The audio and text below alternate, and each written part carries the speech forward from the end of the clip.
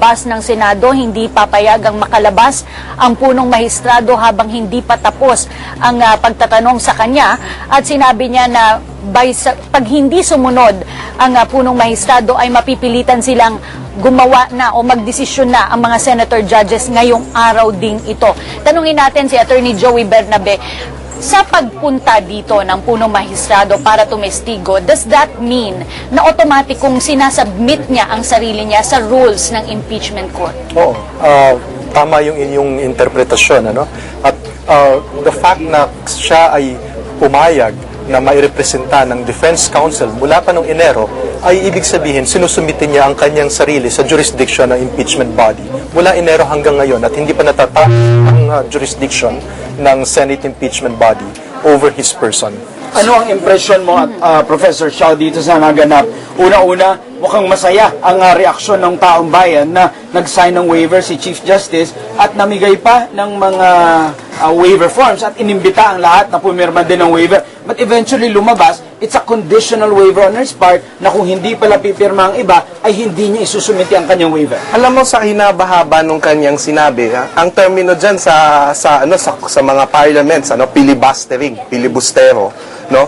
So, para siyang filibustero na sinasabi niya yung summation ng kanyang kaso. May mga usap-usapan na sa paligid na baka naman hindi na siya magpapakross. Actually, parang ito yung nakikita natin. And parang yung moment na yun, no, parang inip na yung ibang tao. Pero yung moment na yun, biglang nagliwanag yung hall na sinabi niya, eto, I'm signing my waiver, eto na. At sinabi nga, private conversations namin ni Attorney Trixie kanina, this is parang, ito na yung pinakamagandang gagawin niya. Tapos bigla may condition pala. Tapos parang inutusan pa niya yung korte na gawin niyo muna ito bago ako magpapasubmit sa inyo. I think, medyo yun yung issue.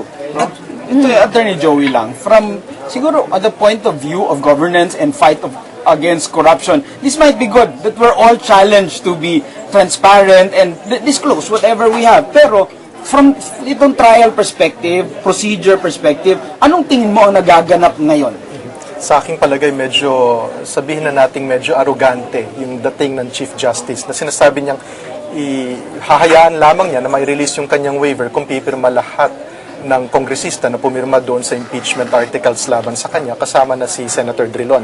At sinabi niyang, I will not hear any arguments about this. Tandaan natin na, in the first place, these congressmen and the senators are not the ones on trial. He is the one on trial. So, yun ang unang punto. Pangalawa, yung waiver na yun, hindi ko masyadong nilalagyan ng malaking halaga. Ang punto ko rito ay, sinabi na niya na ang kanyang dollar accounts, kaya hindi niya nilalagay sa SALN, ay sapagkat ang kanyang interpretasyon sa batas ay hindi siya obligado na ilagay ito sa kanyang SALN because the law which requires na ilagay lahat ng assets ng government official sa SALN ay hindi sinasabing pati ang dollar account na exempted from scrutiny of government agencies or the public ay kailangan mo ring ilagay sa SALN. Yun ang kanyang interpretasyon. Ang mas mahalagang katanungan dito is, meron tayong kasabihan sa batas, yung legal principle na sinasabing ignorantia lehis non excusat. Ignorance of the law is not an excuse for non-compliance. Ang tanong dito is, does that qualify as ignorance of the law? Or is that his own interpretation? Is misinterpretation of the law an excuse for not complying with the law? Kasi sa aking palagay, ang kanyang interpretasyon ay isang misinterpretation lamang. Ito po ay makikita natin sa ating mga TV screens ang mga huling naganap bagong magkaroon ng break itong paglilitis. Panoorin ko natin. If Your Honor, please. The Chief Justice as respondent in this case had been on the witness stand and testified. Nagbabalik po sa ating, yun po yung naganap, biglang lumabas. Pero meron kaming balita na nagpunta na daw sa basement ng Senado ang Chief Justice at pero may order ang presiding officer na isara lahat ng pintuan at exits ng Senado, parang walang makakalabas dahil hindi nga po magandang ganun-ganun na lamang na umalis siya without the permission of the court. Hindi natin alam ang ginagawa ng punong mahistrado dito sa basement at inaalam pa po natin ang katotohanan ng ulat na yan. Once ma-verify po namin na ihatid namin sa inyo ang huling kaganapan at kung saan naroroon ang punong mahistrado sa ngayon. He could have, kung kinukuha niya lang yung medicine niya, he could have excused himself, no? Alam mo, inulan ako ng text ngayon, nagalit daw sila dahil representatives of the people ang binastos ng Chief Justice. Ayan, nagbabalik tayo. I regret that there is no point in my waiver because it will only allow the completion of the persecution I have suffered. I am no thief. I am no criminal. I have done no wrong. But honorable senators, I am also no fool. I pray that this gentleman will accept my invitation. Otherwise, I stand by my actions as being completely founded on the law itself. Isusumiti ko po ang aking waiver sa kinauukulan kapag kumpleto na ang pirmadong 189 waivers. Kung hindi sila papayag sa hamong ito, bibigyan ko po ng direktiba ang aking defense panel na i-rest na po ang aking depensa. Total, wala naman silang napatunayang paratang laban sa akin. Maraming salamat po. Pagpalain po tayo ng buong may kapal. And now, the Chief Justice of the Republic of the Philippines wishes to be excused. If Your Honor, please. Yan po ang mga huling bahagi ng statement ng punong mahistrado. Matapos po yan ay siya ay lumabas na mula dito sa loob ng Senate Session Hall. Nagkagulo po itong mga tao sa gallery at nagulat ang mga senator judges maging si Presiding Officer Juan Ponce Enrile ay nagalit at inorderan nga niya ang Senate Sergeant at Arms na isara ang lahat ng mga exit points mula dito sa Senado. Alam mo, ang nangyayari ngayon, parang sina-challenge ng Chief Justice, na kung magbubukas ako ng aking dollar accounts, magbubukas din kayo. Kung meron man akong tinatago, dapat ipakita nyo rin na meron kayong tinatago. I'm not sure if that's supposed to be the goal or the end result of this trial. Attorney Joey, anong epekto nitong development na ito doon lang sa purity nitong trial na ito na ninanaisa na nating matapos ng maayos? Tingin ko sa malaking dagok ito, kung masasabi natin gano'n, sa integridad ng ating paglilitis. Dahil ang lumalabas ay, ang ginagawa ni Chief Justice Corona ay, imbis na siya lamang ang dapat na maging responsable sa kanyang mga aksyon or omission, ang sinasama niya ay ang lahat ng mga ibang nagbibintang sa kanya. At gaya ng sinabi natin kanina, hindi ang ibang tao na representante ng bayan ang nililitis dito, kundi siya lamang. Attorney Joey, with what he did today, yung paghamon sa mga mambabatas na pumirma sa impeachment court, sa impeachment complaint, itong paglabas niya mula sa session hall nang hindi pa natatapos itong araw na ito. Sa tingin mo ba ay he might have earned the ire of the senator judges? Sa aking palagay, oo. Dahil ito ay lumalabas, kung totoo yung hinala ng iba, ay lumalabas na pambabastos ito sa Senado na umuupo bilang impeachment body. Dahil binigyan siya ng lahat ng pagkakataon ng Senate President at ng mga husgadong senador na bigkasin ang lahat ng kanyang kalooban, ng kanyang nasa isip, ang lahat ng kanyang depensa, at pagkatapos ay bigla na lamang siyang tatayo at aalis at hindi pagbibigyan ang mga senador mismo na magkaroon ng pagkakataong magtanong sa kanya. Pero Professor Xiao, itong statement na ito na bakit si Chief Justice lang, marami naman kayong corrupt, that card mukhang ginamit ni Chief Justice in his favor. Again, tulad ng lagi kong sinasabi, ilalagay niya yung state of the nation bilang on trial dito. No? At effectively ipinakita niya yun. To his credit, ipinakita niya na, kung nagre-refuse kayo, sige, pare-pareho na lang tayo magtago sa mga dollar accounts, di ba? Pero tandaan natin na, yun na nga, yung naririnig kong mga argumento niya kanina, even the way he used yung mga words na ginagamit niya na personal, no? Nakakatuwa kasi parang ito yung, alam niyo yung manok kapag sa panabong na manok, kapag ito ay mamamatay na, yung tira na lang ng tira, no? Parang sa tingin ko, handa na siyang makonvict dito eh. Pero itong kanyang huling stand, yung 2.5 hour to 3 hour na opening statement niya, ito na yung iniiwan niya sa sambayan ng Pilipino. Ako, hindi ako makakorona, pero mag-isip tayo. Ano ba? Makukonvict nga ako dito, pero ano ba ang kalagayan ng bansa natin after this? Mark, balikan ko lang itong tungkol dito sa waiver at yung confidentiality tungkol sa foreign accounts na sinasite kanina ng Chief Justice na dahilan daw kung bakit hindi niya idineklara ito sa SALN. Bagamat may batas sa SALN na nagsasabi na idedeklara dapat lahat ng assets. Attorney Joey, pagka ganitong dalawang conflicting provisions sa dalawang magkaibang batas, ano ba dapat ang sinusunod?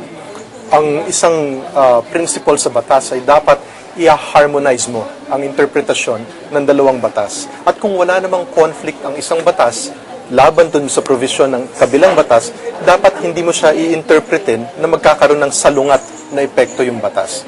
Ngayon, ang sinasabi dito sa SALN, batas na nagsasaad na kailangang ideklara ang assets sa SALN, ay ideklara mo lahat ng assets mo. Hindi naman niya sinabi na i-exclude mo ang dollar account or i-exclude mo ang mga assets mo na may provision sa ibang batas na pwede mong magkaroon ka ng otoridad para i-exclude. Walang ganong sinasabi sa batas ng SALN.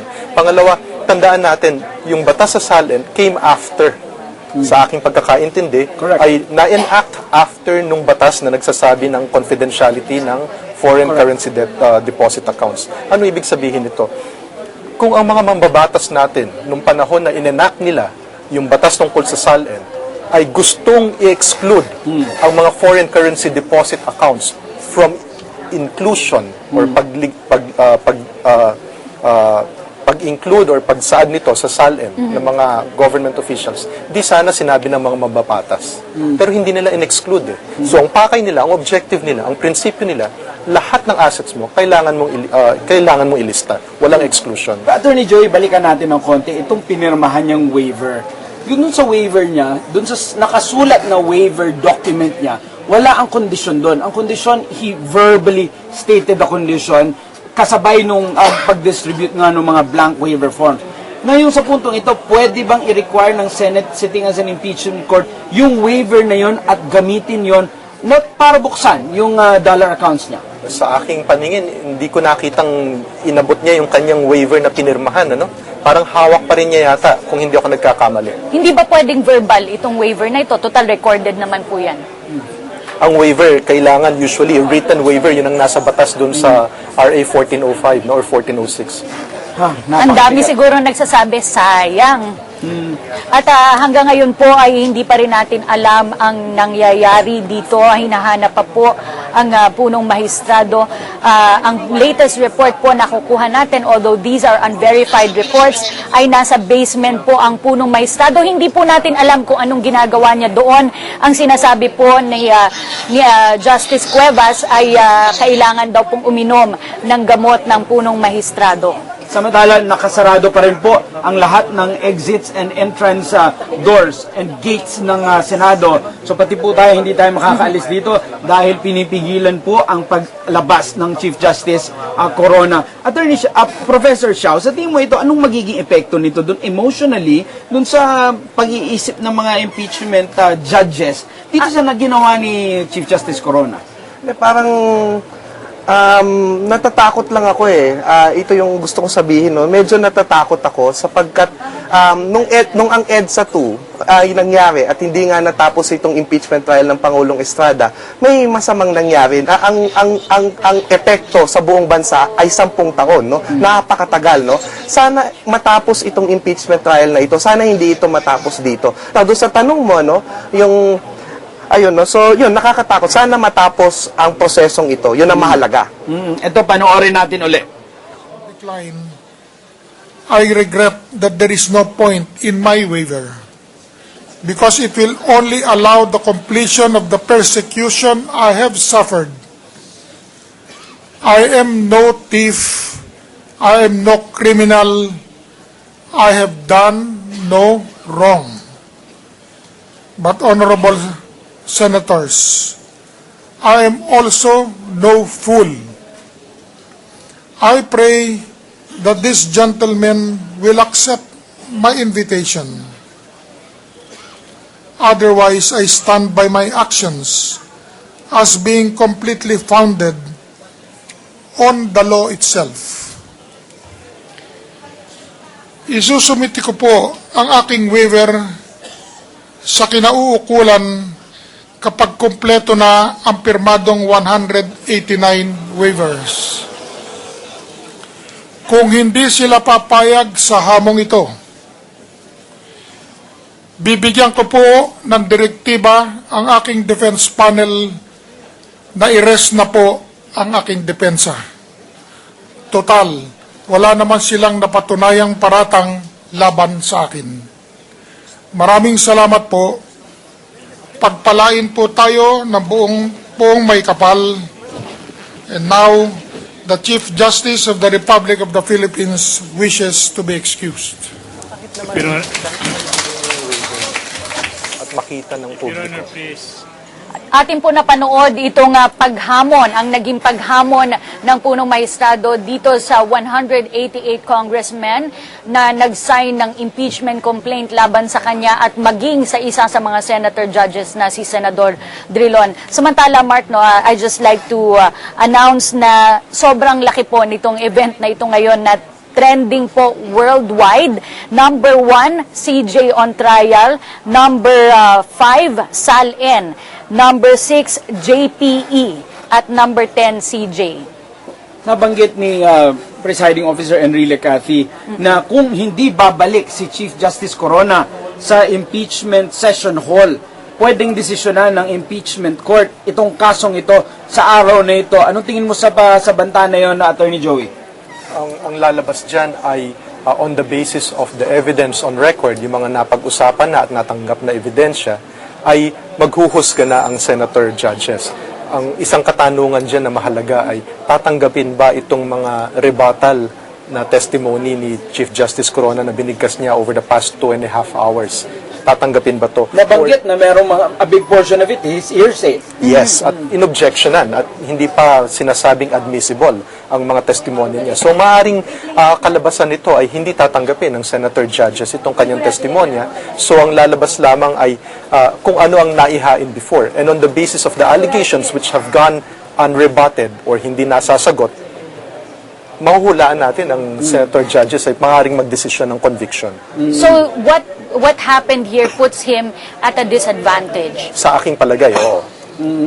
Professor Xiao, nakita mo dito yung kwento ng pamilya ng Basagidote, pamilya din ng Corona, at sa maraming punto medyo nagiging emotional si Chief Justice. How plausible is that story or explanation, defense, para po kay Chief Justice? Actually, yung issue lang talaga dito, may SALN ka at hindi nag-reflect itong mga sinasabi mo. Sinasabi niya na ngayon na hindi ko nga ni-reflect. No? So parang itong mga peripheral ito parang nag-attempt siya na magkaroon ng istorya, magpaawa, pero iba yung naging epekto sa ibang tao. No, parang ang nangyayari, parang appeal to the emotions. Wala itong value at parang ang nakikita ko nga, bumaba pa yung debate. Kasi nga, ang usapan na batas pero bakit nagkakaroon ng personalan na lumalabas pati yung family feud? Parang ang bottom line dito, ang kwento ng bansa natin ay struggle of the classes at itong mga elite lamang ang talagang nag-uusap ng tungkol sa ating welfare. Meron po tayong natanggap na unconfirmed reports. Inuulit po natin na these have yet to be verified. Babalik daw po sa Senate Impeachment Court ang punong mahistado para ituloy ang kanyang testimonya.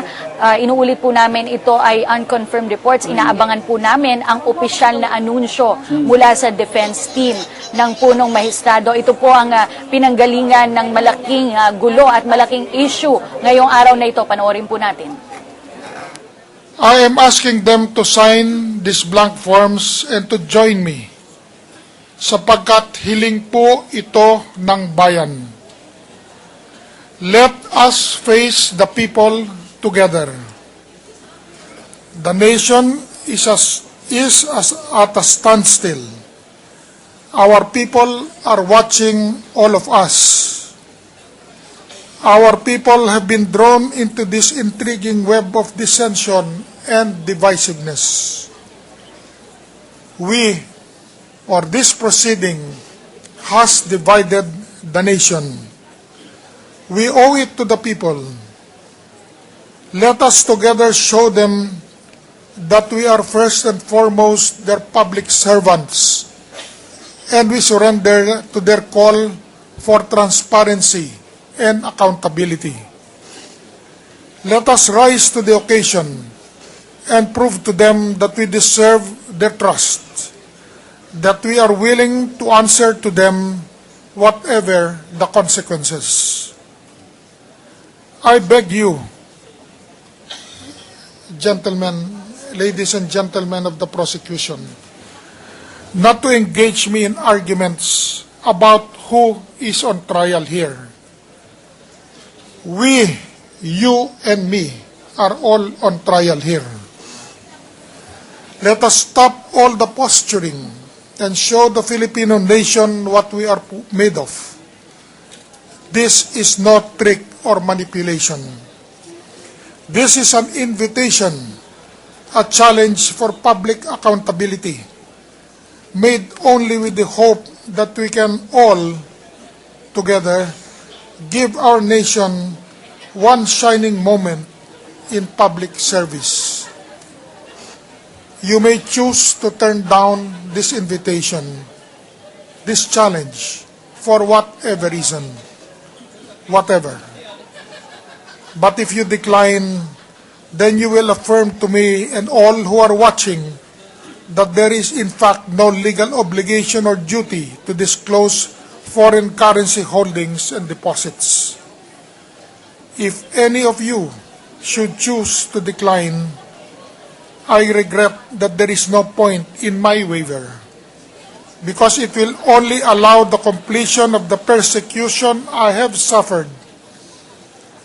I am no thief, I am no criminal, I have done no wrong. But honorable senators, I am also no fool. I pray that this gentleman will accept my invitation. Otherwise, I stand by my actions as being completely founded on the law itself. Isusumiti ko po ang aking waiver sa kinauukulan kapag kumpleto na ang pirmadong 189 waivers. Kung hindi sila papayag sa hamong ito, bibigyan ko po ng direktiba ang aking defense panel na i-rest na po ang aking depensa. Total, wala naman silang napatunayang paratang laban sa akin. Maraming salamat po. Pagpalain po tayo ng buong may kapal. And now, the Chief Justice of the Republic of the Philippines wishes to be excused. If Your Honor, please.